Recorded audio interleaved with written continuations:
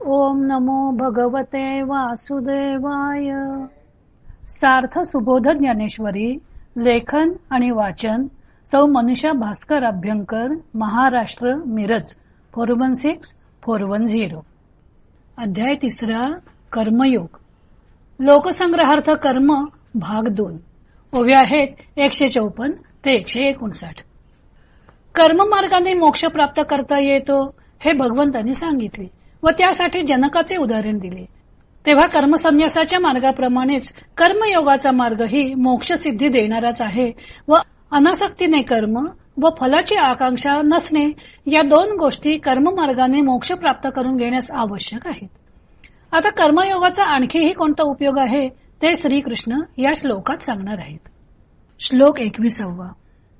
यद्यदाचरति श्रेष्ठस्तत्तद्देवेतरो जनः स यत्प्रमाणं कुरुते लोकस्तदनुवर्तते. श्रेष्ठ पुरुष जे आचरण करतो तसेच इतर जन करतात. तो जी गोष्ट प्रमाण मानतो त्याचेच लोक अनुकरण करतात.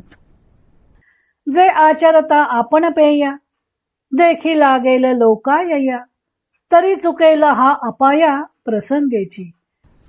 कारण आपण आचरण केले असता या लोकांना तो कित्ता होईल आणि अर्थात सहजच त्यांची कर्मलोपाने होणारी हानी टळेल.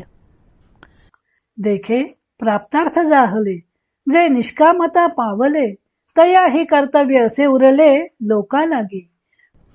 पहा, मिळवावयाचे जे त्यांनी मिळवले व म्हणून जे निरीच्छ झाले त्यांना देखील लोकांना वळण लावण्याकरता कर्म करणे प्राप्त आहे. मार्गी अंधा सरिसा पुढे देखनाही चाले जैसा अज्ञाना प्रकटावा धर्मू तैसा आचरोनी. रस्त्याने आंधळ्याच्या बरोबर पुढे चालणारा डोळस आंधळ्याला सांभाळून घेऊन त्याच्या बरोबर चालतो त्याप्रमाणे अज्ञानी पुरुषाला ज्ञानाने आपण आचरण करून धर्म स्पष्ट करून दाखवावा. हा गा ऐसे जरी न कीजे तरी अज्ञान काय वोजे तीही कवणे परी जाणीजे मार्गाते या. असे जर ज्ञानी पुरुषाने केले नाही तर अज्ञानी लोकांना काय करणार आहे.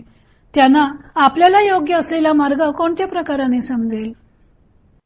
एथ वडील जे जे करीती तया नाम धर्मू ठेविती तेची येर अनुष्ठिती सामान्य सकळ.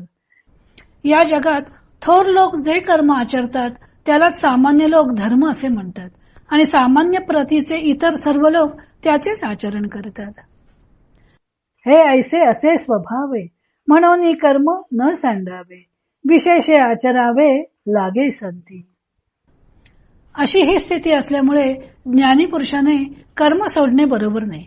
इतकेच काय पण संतांनी तर याचे आचरण विशेष काळजीने केले पाहिजे. गीतेतील हा श्लोक सुभाषित रूपाने सर्वतोमुखी झालेला आहे.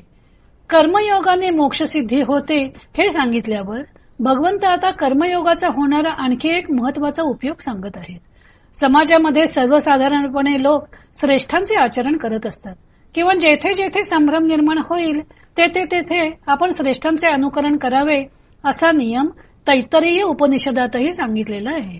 ऋषी म्हणतात अथ यदि ते कर्म विचिकित्सा वा वृत्त विचिकित्सा वा स्यात् ते तत्र ब्राह्मणाः सम्मर्षिणः युक्ताः अयुक्ताः अलुक्षा धर्मकामा स्युः यथा ते तत्र वर्तेरन तथा तत्र वर्तेथः एषः आदेशः एषः उपदेशः.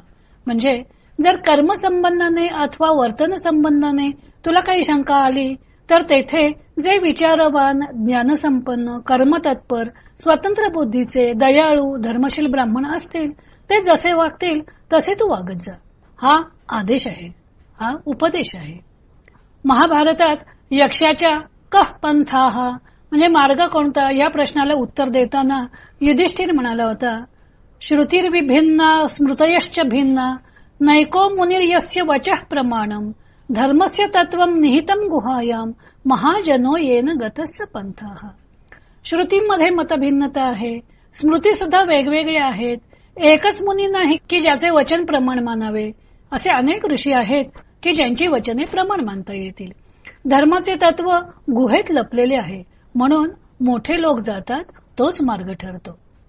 मोठे लोक ज्या मार्गाने जातात तोच मार्ग आहे. त्या मळलेल्या पायवाटेने जाताना ठेचकाळायला होणार नाही व मनुष्य नीट मार्गाला लागेल. पण महाजनांनी तो मार्ग आचरून दाखवलेला असायला हवा. म्हणून तैत्तरीय उपनिषदात सांगितले आहे की विचारवान पुरुष जसे वागत असतील तसा तू वाग. समर्थ रामदास म्हणतात, आधी केले मग सांगितले. तर तुकाराम म्हणतात, बोले तैसा चाले त्याची वंदावी पाऊले. श्रेष्ठांनी लोकांना सन्मार्गाला लावण्याचे 2 प्रकार वरील श्लोकात सांगितलेले आहेत. पहिला, स्वतः आचरण करून दाखवणे आणि दुसरा, आपण कोणता धर्म प्रमाणभूत मानला ते जनांना सांगणे. थोडक्यात श्रेष्ठ मनुष्याने स्वतः सन्मार्गाने जाऊन समाजाला सन्मार्ग दाखवला पाहिजे. म्हणून ज्ञानदेव म्हणतात की निरीच्छ मनुष्याने सुद्धा लोकांना मार्गदर्शन करण्यासाठी कर्म केले पाहिजे.